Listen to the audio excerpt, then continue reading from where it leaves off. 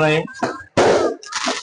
कुंरी की आवाम को जश्न आज़ादी मुबारक हो।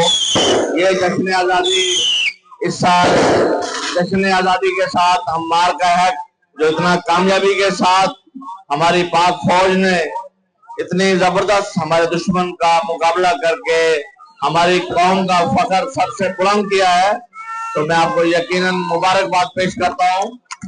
हमेशा की तरह हम अपने आज़ादी का दिन मना रहे हैं और ये हमारा कितना खुशी का दिन है कि ये जिंदा कौमें इसी तरह अपना जश्न आज़ादी का दिन इसी तरह मनाती हैं और यकीनन पूरी पाकिस्तान में, लेकिन कुंरी की आवाम जिस जज्बे और जोश जज्बे से ये मना रही है, मैं सबको मुबारकबाद पेश करता हूँ। बहुत शुक्रिया, थैंक यू।